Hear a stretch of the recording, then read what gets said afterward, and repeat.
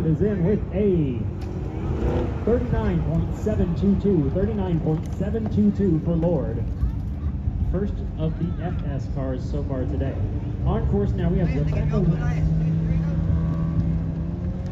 Rebecca West joins us in the ladies class today. 2 ladies drivers in the first heat. That was Mariah Douglas, your ladies class leader, and Cassandra Messina.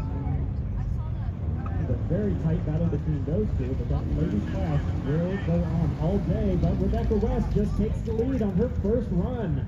Rebecca West with a 39.531 plus, now it's a plus 2, but it looks like by a hair is still the leader. Plus 3, still the leader, Rebecca West with a 39.531 plus 3. Lady personals there, but Rebecca leading the ladies class so far. Elias Morales crosses the line in the novice class with the EST packs. That's a 41.738.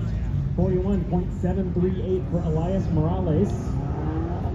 And EST packs is going to be not very much help, but Elias runs in the